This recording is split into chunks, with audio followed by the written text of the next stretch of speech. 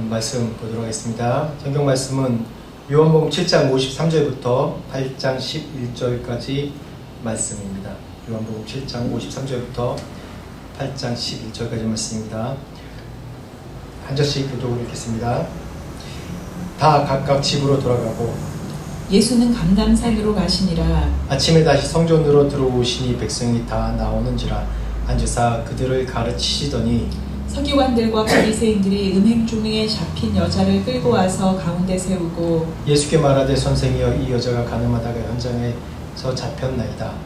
모세는 율법에 이러한 여자를 돌로 치라 명하였거니와 선생은 어떻게 말하겠나이까. 그들이 이렇게 말하면 고발할 조건을 얻고자 하여 예수를 시험함이라 함이로라. 예수께서 몸을 굽히사 손가락으로 땅에 쓰시니 그들이 묻기를 마지 아니하는지라. 이에 일어나 이르시되 너희 중에 죄 없는 자가 먼저 돌로 치라 하시고 다시 몸을 굽혀 손가락으로 땅에 쓰시니 그들이 이 말씀을 듣고 양심의 가책을 느껴 어른으로 시작하여 젊은이까지 하나씩 나가고 오직 예수와 그 가운데 섰는 여자만 남았더라. 예수께서 일어나사 여자 외에 아무것도 없는 것을 보시고 이르시되 여자여 너를 고발하던 그들이 어디 있느냐 너를 정죄한 자가 없느냐. 대답하되 주여 없나이다.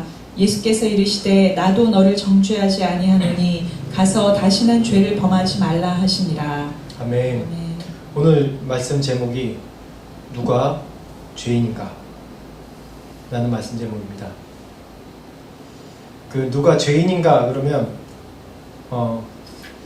뮤지컬이 생각나는데 그 영웅입니다. 안중근 의사를 다루는 그 일생을 얘기하는 그 뮤지컬인데 또 영화로도 나왔다고 해요. 그래서 누가 죄인인가 그러면서 하는 게 뭐 예능 프로그램도 나오고 그래서 그 재밌는 얘기죠. 누가 죄인인가.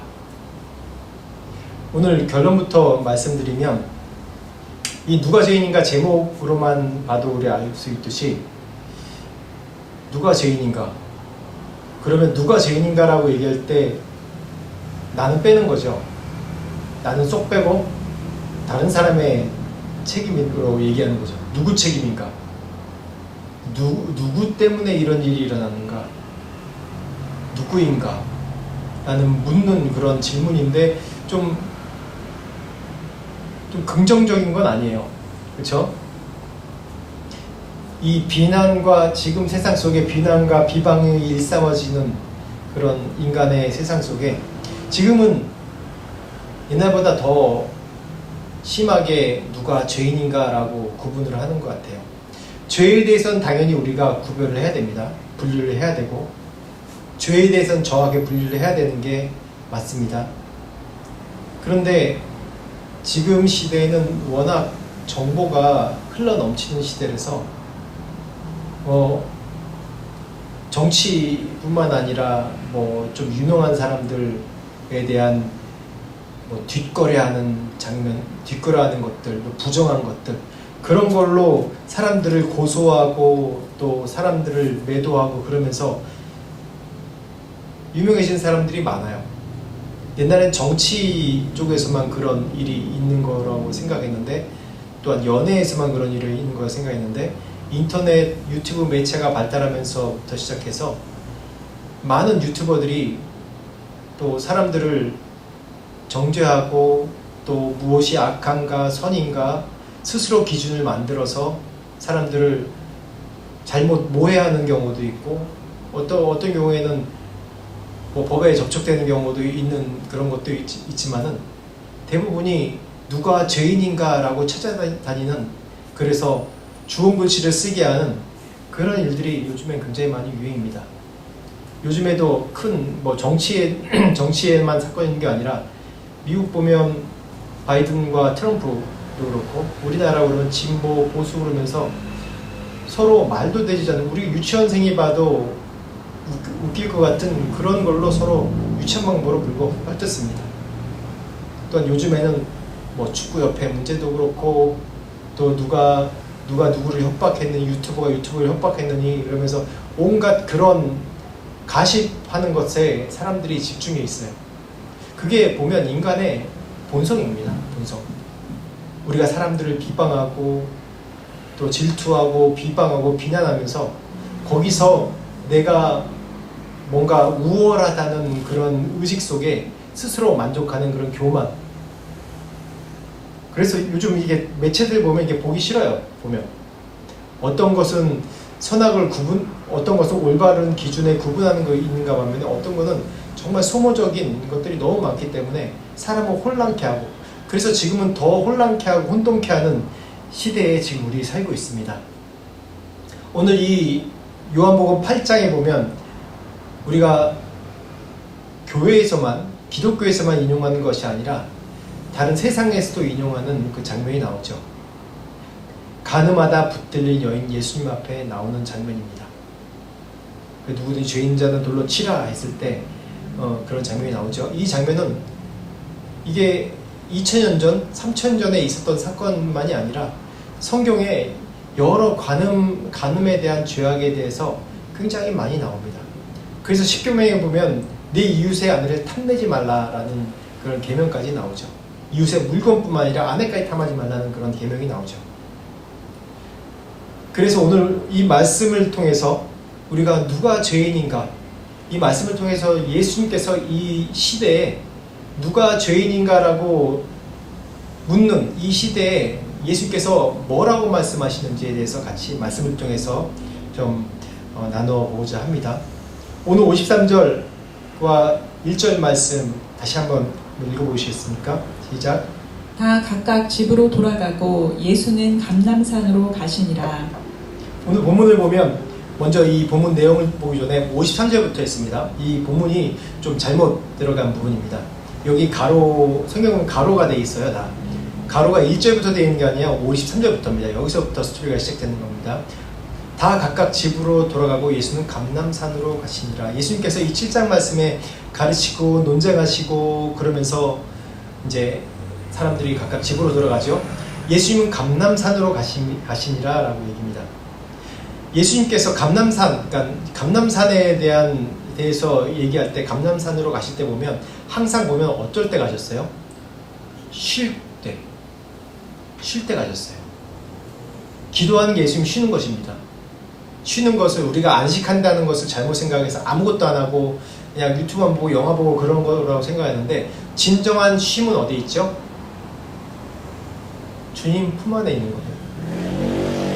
예수님 안에 있을 때 우리의 진정한 안식이 있어요. 하나님 안에 있을 때 진정한 안식이 있습니다. 성령 안에 우리가 거할 때 진정한 우리의 안식이 있죠. 그게 진정한 안식이에요. 쉼이에요. 그래서 감람산이라고 표현할 때 보면 예수님께서 항상 그곳에 기도하시고 하나님과의 만남을 가질 때 주로 많이 가세요. 이런 장면을 볼 때 예수님께서 이 예루살렘의 이 유월절을 맞이해서 또 그 명절을 맞이해서 예루살렘으로 올라가셔서 사람들을 가르치고 하면서 꼭 가지신 게 뭐냐면 이 하나님과 함께하는 시간을 꼭 가지셨어요. 충분히 밤새 감람산에서 머무시다가 그 다음 날을 이제 소활합니다. 2절 말씀부터 4절까지 한번 볼까요? 시작. 아침에 다시 성전으로 들어오시니 백성이 다 나아오는지라 앉으사 그들을 가르치시더니 서기관들과 바리새인들이 음행 중에 잡힌 여자를 끌고 와서 가운데 세우고 예수께 말하되 선생이여 이 여자가 간음하다가 현장에서 잡혔나이다. 아멘. 네, 이 말씀 보면 예수님께서 아침에 다시 성전으로 나오십니다. 가르치시려고. 지금 이 시기가 어느 시기냐면 기억하셔야 돼요. 6월절 또 초막절, 대속죄 이 긴 명절의 시간입니다. 이때 성전으로 다시 이제 나올 때 서기관과 바리새인, 이 서기관과 바리새인들 누굽니까? 서기관과 바리새인들이면 지금 이 유대 사회, 이 이스라엘을 다스리는 사람들이에요. 기득권 세력이란 말이에요. 그 사람들이 음행 중에 잡힌 여자를 끌고 와서 가운데 세우고 예수께 말합니다. 이 여자가 간음하다가 현장에 잡혔습니다. 라고 얘기합니다. 근데 희한하게 여자만 끌고 와요. 남자도 끌고 와야 되는데. 왜 그런지 모르겠어요. 남자도 같이 끌고 와야 되는데 여자만 끌고 와요. 근데 신명기서에 보면 이 남자가 간음한 사건이면 남자 여자 둘 다 같이 데리고 나와야 돼요. 그래서 율법상에 이 이게 간음이라는 게 한 사람만 할 수 있는 것이 아니지 않습니까? 두 사람이 같이 만나야지 간음이 이루어지는데, 근데 희한하게 이 여자만 데리고 나와요. 뭐 성서학자들이 여러 가지 유추해 볼 수 있지만은 이 목적이 가늠한 여자를 데리고 나온 목적이 그 다음 절에 나오지만 예수님을 모해하고 예수님을 함정에 빠뜨리고자 해요. 그래서 남자는 필요 없다. 그래, 이 소외된 이 여자만 데리고 가면 된다. 그래가지고 여자만 대표적으로 데리고 나왔어요. 여자라고 그러면 그때 당시에 여자 아이 그러면 숫자에 포함되지 않을 정도로 이렇게 구분되는 차별받는 사람들이었죠. 그래서 그 중에 가장 차별받는 여자, 그것도 간음한 여자, 사람들에게 비난거리, 그리고 당장 죽여야 될 여자를 데리고 나온 겁니다. 근데 이 간음한 여자를 데리고 나올 때 보면 우리가 할 수 있는 경우 수가 두 가지 수밖에 없어요. 용서하거나 아니면 비난하거나. 용서하거나 비난하거나. 그게 뭐냐면 그 판단의 주체가 다 우리에게 있다는 겁니다. 그런데 보면 5절 말씀부터 한번 볼까요? 5절 6절 말씀 어떻게 진행되는지. 시작. 모세는 율법에 이러한 여자를 돌로 치라 명하였거니와 선생은 어떻게 말하겠나이까. 그들이 이렇게 말하면 고발할 조건을 얻고자 하여 예수를 시험함이러라. 여기서 보세요. 모세는 율법에 이러한 여자를 돌로 치라 명하였거니와 라고 얘기합니다. 예수님께 진정 물으려고 하면 간음한 여자를 데리고 왔을 때 예수님, 이 여자 어떻게 합니까? 판단해 주세요 라고 얘기하는데 벌써 조건을 딱 달아요. 율법에는 분명히 모세율법, 이 유대인들이, 바리새인들이, 서기관들이, 대제사장이 가장 우선순위 났던, 자기들도 지키지 않는 그런 율법에 이런 여자는 돌로 치라 라고 명하였거니와 라고 전제로 딱 돕니다. 모세율법은 이런 사람을 돌로 치라 했는데 선생님은 어떻게 하겠습니까? 이 전제 자체도 잘못됐죠. 그런 이유가 뭐라고 그래요? 6절에 고발할 조건을 얻고자 하여 예수를 시험함이러라 라고 해요. 어떻게 고발됩니까? 만약에 예수님께서 여태까지 하신 행동들이 뭐예요? 병자를 낫게 하시고, 그때 이미지, 대중의 이미지가 뭡니까? 병자를 낫게 하시고, 또 아픈 자, 또 소외된 자를 돌보시고, 굶은 자를 먹이시고, 또 용서하시고, 늘 병 고치면서 얘기할 때 뭐라고 그래요? 내 죄가 사해졌다. 다시는 죄를 짓지 마라 라고 얘기하지 않습니까? 이 바리새인과 서기관들이 그걸 알아요. 근데 분명히 율법에는 이러한 자를 어떻게 하라고요? 모세 율법에는 돌로 치라고 명했다고 그랬어요. 왜 이런 전제를 얘기했어요? 예수님 늘 내가 죄에 사해졌다 병 고치면서, 네가 무슨 권한이 있다고 그런 죄를 사하는 권한이 있냐? 라고 얘기할 때 난 하나님의 아들이다. 하나님께서 나를 보내셨다. 그렇게 늘 얘기해요. 그러니까 안 입고 온 거죠, 이 사람들이. 그래서 전제 조건을 이렇게 다는 거예요. 모세의 율법엔 분명히 이런 애들을 돌로 치라고 그랬는데 선생님, 당신은 어떻게 판단하겠습니까? 라고 얘기해요. 근데 만약에 돌로 쳐라. 모세 율법에는 선택까지 두 가지가 분명히 없는 겁니다. 돌로 치든지 용서하든지 둘밖에 없어요. 만약에 돌로 쳐라, 아니 만약에 용서한다 그랬으면 뭐라고 그래요? 모세율법에 이렇게 나와 있는데 어떻게 모세율법을 존중하지 않는 겁니까? 그러면서 이걸 걸고 넘어질 거예요. 이걸로 인해서 모든 유대인들에게 선전할 이 예수란 사람은 모세율법조차도 지키지 않는 사람이다, 거짓말하는 사람이다 라고 고발했을 겁니다. 그런데 만약에 예수님께서 평소 하시던 대로 어떻게 해요? 이 여자 용서해줘라. 우리가 판단할 근거가 없다. 용서해줘라. 아니 간음하다 내가 붙잡았는데, 우리가 봤는데 간음하다 붙잡았는데 이 여자 보십시오. 이렇게 오싱크러져 있고 고개 숙이는 거 보십시오. 어떻게 용서를 합니까? 그렇게 얘기했겠죠. 또 한 가지 있어요. 고발할 조건을 얻고자 함이라고 그랬어요. 어디다 고발해요? 어디다 고발합니까? 로마 식민지에 고발하는 겁니다. 왜요? 당시에는 이 사람을 죽이고 살리는 문제는 유대인들이 할 수 없어요. 죽이고 살리는 문제 하나만큼은 어디서요? 로마 정권이 할 수 있는 거예요. 그래서 예수께서 십자가에 못 박을 때 이들이 예수님을 십자가에 못 박을 수 있지만은 이 모든 생사의 권한이 다 로마 정부에 있기 때문에 그래서 본디오 빌라도 앞에 가서 호소를 하는 거예요. 예수를 십자가에 못 박아야 된다고. 그렇게 재판을 하는 겁니다. 그렇지 만약에 예수님께서 이 여자를 놔줘라라고 이 여자를 죽여라라고 얘기하면 로마의 고발에서 분명히 이 예수님을 십자가에 못 박을 그런 고발 조건을 정확한 조건을 하나 얻었을 겁니다. 만약에 이 여자를 용서해라 그러면 율법을 어긴 자로 이 유대 전역에 고발을 했을 겁니다. 6절 말씀부터 8절 말씀 한번 봅시다. 다시 읽어보세요. 시작. 예수께서 몸을 굽히사 손가락으로 땅에 쓰시니 그들이 묻기를 맞이 아니하는지라. 이에 일어나 이르시되 너희 중에 죄 없는 자가 먼저 돌로 치라 하시고 다시 몸을 굽혀 손가락으로 땅에 쓰시니. 아멘. 여기서 사람들이 관심을 갖는 게 저도 궁금해요. 나중에 예수님 만나면 물어볼 거예요. 손가락으로 굽혀 땅에 쓰신 이게 뭐라고 썼을까? 궁금하지 않으세요? 정말 궁금합니다. 근데 사람들이 굉장히 합리적인 근거로, 신학자들이 합리적인 근거로 이거는 분명히 십계명을 썼을 것이다. 십계명을 쭉 쓰면서, 왜냐하면 2번 썼대요. 처음에 쓰시고 그 다음에 죄 없는 자는 돌로 쳐라 하고 또 쓰시고 이렇게 썼다고. 그렇기 때문에 어떤 학자는 십계명, 왜냐하면 돌판 2번 쓰셨으니까 이렇게, 그것도 맞아요. 근데 어떤 분은 또 얘기하기는 분명히 이 사람들의 죄를 낱낱이 하나하나 썼을 것이다. 사람들이 예수님이 이 손가락을 쓰는 것을 보고 있으니까 이 쓰는 것을 볼 때 하나하나 이 사람들 죄 너는 무슨 죄졌지 라고 하나하나 쓰셨다고 그래요. 다 보이게. 뭐 그렇게 얘기하는 사람도 있어요. 그러거나 말거나.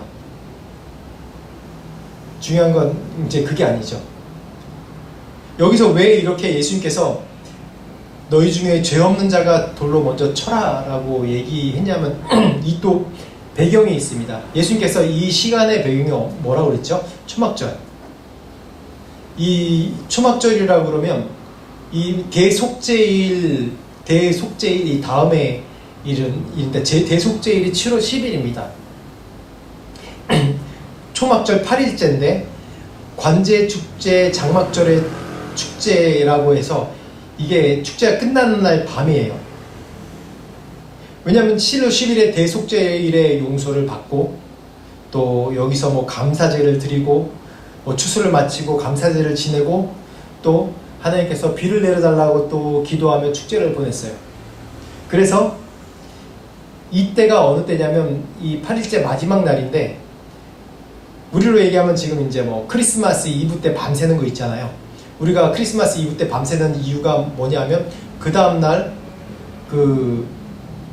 크리스마스 때 예수님의 탄생에 대해서 기뻐하고 감사하기 위해서 우리가 그 날을 이제 생각하면서 이제 찬양하고 감사하는 그런 시간을 갖죠. 그러면서 밤새도록 기뻐하는 거예요. 그래서 뭐 찬양하기도 하고, 지금은 어떤지 모르겠는데 옛날에는 크리스마스 이브 때 밤새면서 막 놀기도 하고 그랬어요. 근데 그런 것 같이 그러면서 아침에 일어나서 또 이제 크리스마스 예배를 드리면서 좀 감사하는 그런 시간을 갖죠. 그런 것처럼 이 날이 1년 동안 이 대속죄일, 1년 동안 있던 모든 죄들을 대속죄일로 통해서 사함받고 축제를 벌이고 또 이제 새로운 새 날을 맞이하기 위해서 이 날이 바로, 이 전날이 바로 밤새워 기뻐 축제한 날이에요. 성전에 성전에 그 이방인의 뜰에, 여인의 뜰에 모여서 모두가 다 밤새도록 노래하고 찬양하고 노는 그런 날이었어요. 근데 이 날이 그 다음날 새벽이 딱 되면 문을 딱 열고 제사장이 나와서 나팔을 붑니다. 나팔을 불 때 제사장이 선포합니다. 이 성전에서 계신 아버지여, 저들 이방인들은 성소를 등지고 얼굴을 동쪽으로 향합니다. 그리고 그들은 태양신을 숭배합니다.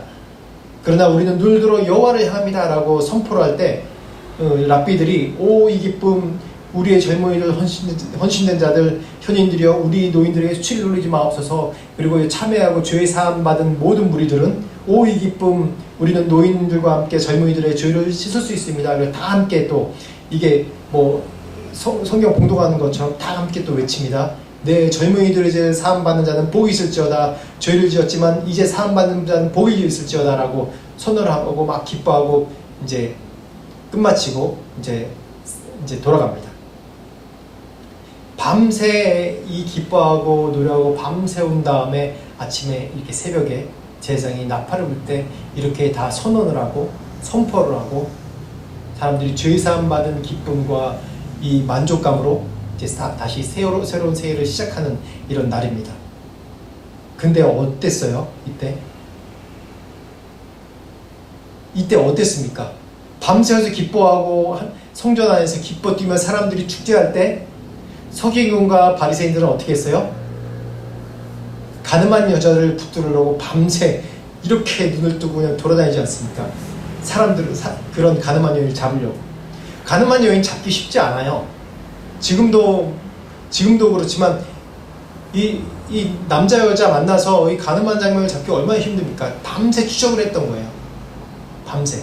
이 전부터 데이터를 가지고 있겠죠. 어떤 여인과 어떤 남자가 만나서 분류를 하겠다.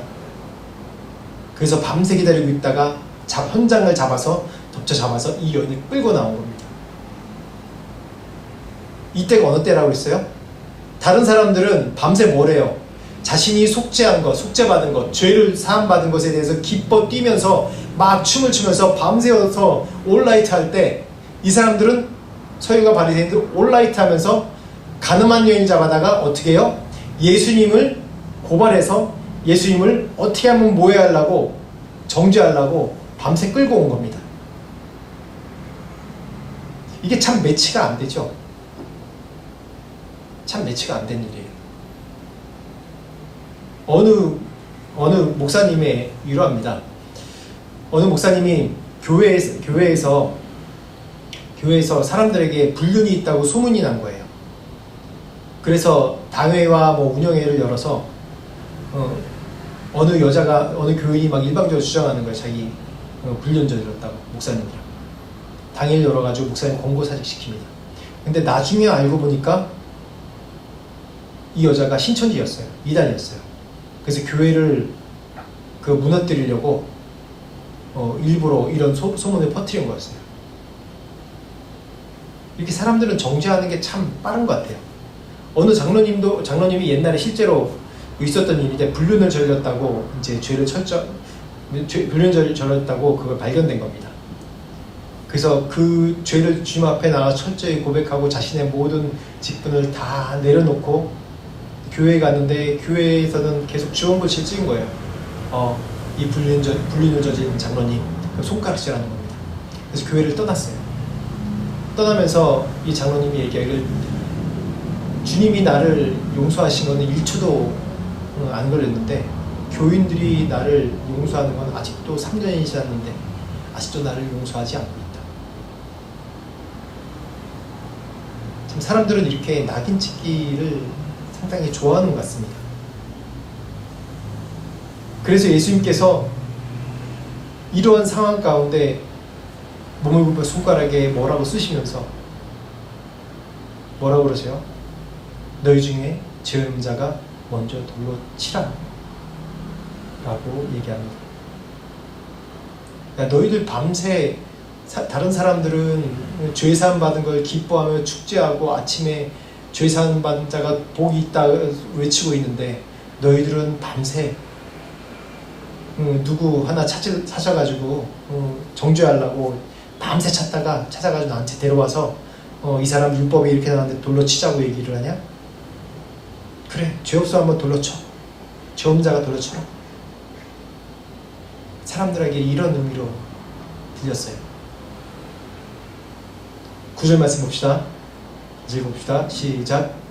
그들이 이 말씀을 듣고 양심의 가책을 느껴 어른으로 시작하여 젊은이까지 하나씩 나가고 오직 예수와 그 가운데 섰는 여자만 남았더라.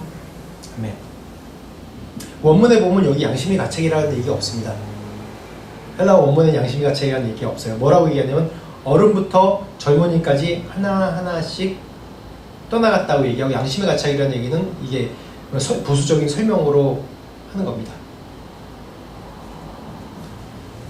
우리가 누굴 정죄하겠습니까? 우리는 참 사람을 정죄하고 판단하고 가르는 그런 일들을 너무 쉽게 하는 것 같습니다. 그래서 선악에 대해서 나의 기준을 적용하려고 늘 그래요. 창세기의 선악과가 왜 선악과입니까? 그 지혜를 주는 나무라고 생각했어요. 하나님과 같이 자신이 선악을 분별하고 싶어서. 선악 분별하는 게 뭔지도 모르면서, 선악과를 따먹기 전에는 하나님 오직 영광, 거룩, 그 안에 그거밖에 없었어요. 근데 선악과를 먹는다는 얘기는 내가 하나님과 같이 선악을 분별하고 싶다. 우리가 선악을 분별할 만큼 우리의 능력이 됩니까? 여러분 능력이 되세요? 선악을 분별해 보셨어요? 저도 사역하면서 나름대로 선악을 분별을 많이 했던 것 같아요. 그래서 제가 요즘 기도하면서 계속 내 안에 보이는 게 내 죄뿐만 아니라 내 허물이 계속 보이기 시작해요. 내가 얼마나 많은 허물이 있는 사람인지. 허물은 내 의지와 상관없이 지은 죄를 얘기할 때 또 허물이라고 얘기합니다. 나는 선한 의도로 이런 일을 하고 선한 의도로 이런 걸 판단하고 이렇게 사람들을 인도하고 사람들을 지도해 왔는데 결국은 그게 그 사람에게 상처가 되고 정죄가 되고 심지어는 교회를 떠나는 일까지 있었어요. 저를 통해서. 계속 그게 정말 양심의 가책이 느껴지는 거예요. 나는 하나님의 일을 부름받음을 위해서 선교사로 나와서 나의 목숨을 초기에 바치면서까지 정말 생명을 잃을 뻔하면서까지 내가 선교를 하고, 그렇게 내가 어려움 가운데, 내가 죄악 가운데 지내지 않으려고 늘 노력을 하면서 철저한 싸움을 하면서, 또한 나와 함께하는 사람들, 나와 함께하는 선교사들을 같이 양육하면서 내가 하나님 나라의 복음의 확장을 위해서 노력하려고 내 모든 것을 헌신해서 했는데 결과는 뭐냐면 내 허물이 더 많은 거예요. 제가 그러면서 그 말씀이 이해가요. 고린도전서 2장의 3장 말씀에 그게 나오죠. 나의 공력을 하나님 앞에 가서 하나님 앞에 설 때 나의 공력을 불태웠을 때 다 불타 없어진다. 그게 뭐냐면 내 의지와 내 뜻과 내 계획과 내 선악의 판단 기준으로 내가 올바르다고 생각해서 행한 일들, 내가 맞다고 해서 행한 일들, 내가 이것이 하나님의 일이라고 생각해서 행한 일들, 결국 따지고 보면 다 내 기준이었다는 거예요. 그런 기준 다 주님 앞에 갈 때 불태워 없어져서 내가 부끄러운 구원을 받는다는 거예요. 제가 이 말씀을 준비하면서 그런 것이 생겨났어요. 과연 선악의 기준이 뭔가? 누가 기준입니까? 누가 죄인입니까? 누가 죄인인가? 내 입에서 그런 말이 나오면 안 돼요. 누가 죄인인가? 누가 죄인인가가 아니라 내가 죄인인 거예요. 내가 죄인이다라고 답을 내야 되는 거예요. 누가 죄인인가가 아니라. 오늘 이 말씀을 보면서 예수님께서 지금 이 시대에 우리에게 하시는 얘기가 죄 없는 자는 돌로 쳐라라는 말씀입니다.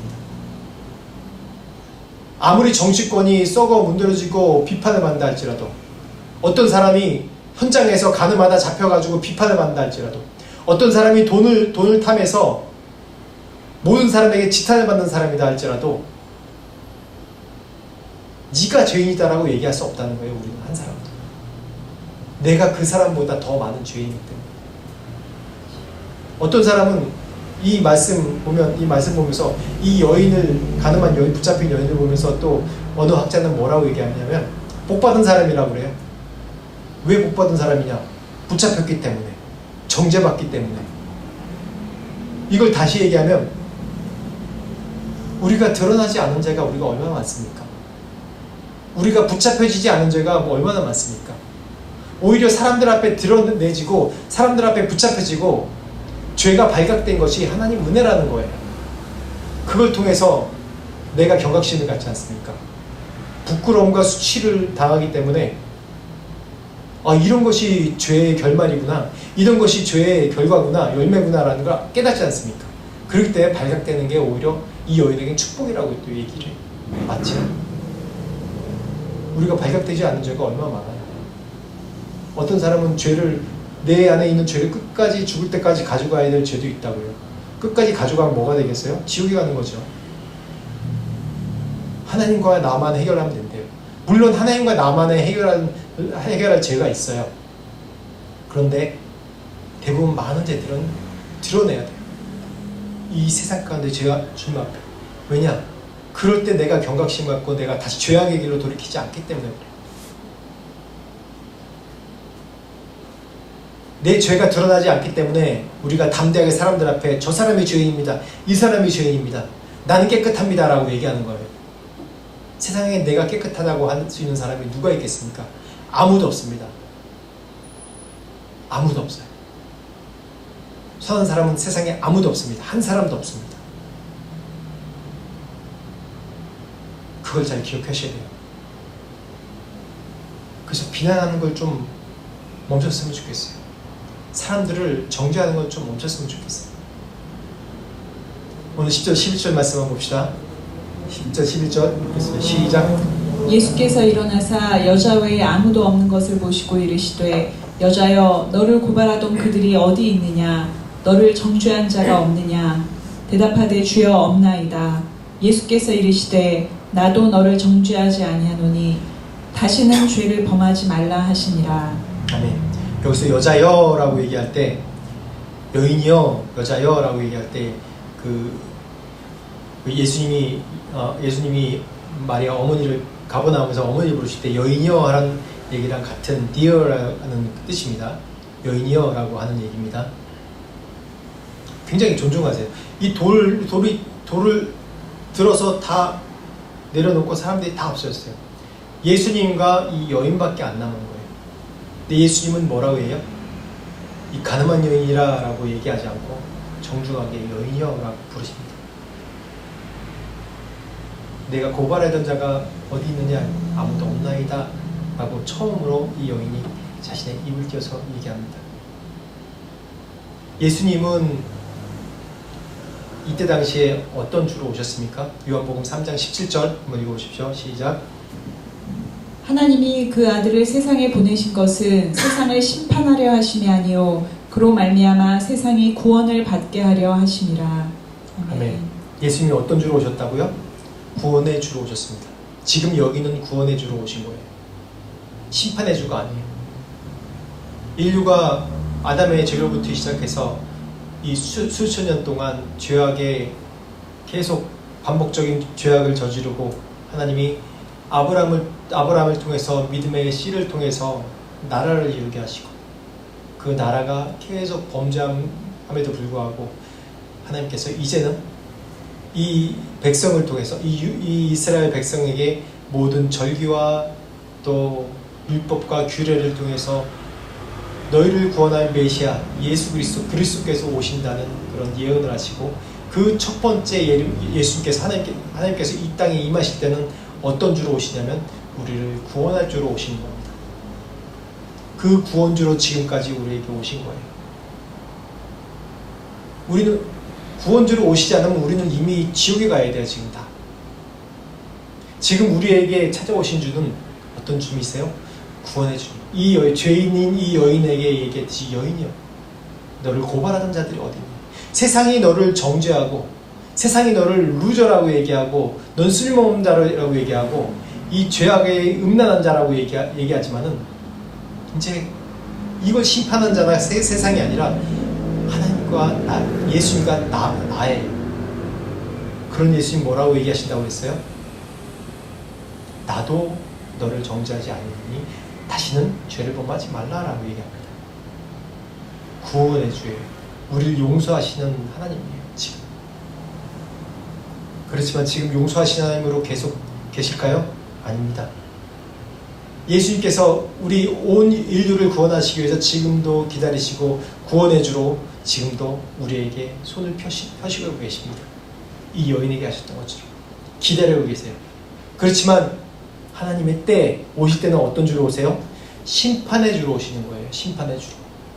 다시 예수님께서 오실 때는 여태까지 너희를 향해서 기다려주고 구원해주고 축복해주고 다시는 죄를 범치 말라라고 그렇게 얘기했는데 이제 죄인에 대해서 심판하러 오시는 겁니다. 언제까지나 구원해주고 아니세요. 언제까지나 너희를 사랑한다, 용서한다, 용납한다가 아닙니다. 용서의 주로 여러분들 아시기 때문에 그냥 계속 죄를 범하면 된다고 생각하시는데 그러다가 심판의 주로 오실 때 지옥 갑니다. 다신 죄를 범치 말라고 하셨어요. 우리 죄가 드러났습니까? 그럼 감사하십시오. 우리 죄가 드러나지 않았습니까? 남을 정죄하지 마십시오. 다른 사람을 정죄하지 말고 스스로도 정죄하지 마십시오. 그걸 모든 걸 주님 앞에 갖고 와서 주님과 독대하십시오. 그리고 마땅히 그 죄에 대해서 회개의 열매를 맺을 것이 있다면, 이웃에 대해서 회개의 열매를 맺을 것이 있다면 그 회개의 열매를 맺으십시오. 그리고 다시는 죄를 짓지 않도록 회개의 열매를 맺으십시오. 그리고 고백할 것이 있다면 그 죄를 다시는 짓지 않도록 고백하십시오. 그럴 때 다시는 죄를 범하지 않게 되는 것입니다. 지금 이 여인 보십시오. 사람들이 다 압니다. 가늠한 여인이라는 것. 자신의 자의로 고백한 것이 아니죠. 타의에 의해서 고백되어진 거예요. 그렇다 할지라도 주님 앞에 독대를 했을 때 죄의 사함을 받았습니다. 그리고 다신 죄를 범치 말라는 그런 죄의 사함을 받았습니다. 그럴 때 이 여인 다시 가서 이런 죄를 저지를 수 있을까요? 사람들이 다 아는데. 이것이 고백의, 하나님 앞에 고백의, 예수님께 고백의, 세상의 고백의 위력인 것입니다. 나 혼자만 예수님께 죄의 고백이 아니라 이 세상에도 고백하십시오. 그랬을 때 내가 다시는 죄를 범치 않는, 그런 돌이키지 않는 그런 놀라운 일이 될 것입니다. 오늘 말씀을 통해서 누가 죄인인가? 누가 죄인인가? 비난하지 마십시오. 스스로도 정죄하지 마십시오. 예수님의 앞에 나와서 내가 그런 비난한 죄를 저질 때마다 주님 앞에 회개하고 사함받고, 그런 자가 내 스스로도 그 정도의 이 기준에 못 미칠 때 스스로 정죄하고 스스로 무너지는 겁니다. 내 스스로 정죄하지 아니하고 다른 사람도 정죄하지 아니하고 오직 주님 앞에만 머무를 수 있는 우리 여러분들 되길 축복합니다. 같이 한 목소리로 오늘 말씀 깨달은 것이 있다면 같이 한 목소리로 같이 기도하겠습니다. 하나님 아버지 감사합니다. 하나님 오늘 말씀을 통해서 하나님 누가 죄인인가 하는 말씀을 나눴습니다. 하나님 말씀을 통해서 우리가 정말 내 기준으로 사람들을 비난하고 비판하고 이 말씀의 기준이 아니라 또 말씀을 안다고 해서 이 말씀의 기준을 이용해서 사람들을 비판하고 비난하고 내가 우월하다고 생각했던 그런 것들이 있습니다. 하나님 용서해 주시옵소서. 내 입에서 비난과 비판의 말이 아니라 내 안에서 내 입에서 축복의 말이 나올 수 있도록 하나님 도와주시옵소서. 하나님 정죄하는 위치가 아니라 축복하는 그런 대로 설 수 있도록 하나님 도와주시고 내가 고통받는 것은 하나님 아버지 감사합니다. 오늘 이 말씀을 주셔서 감사합니다.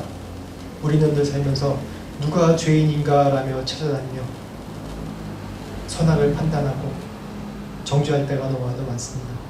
하나님 용서하여 주옵소서.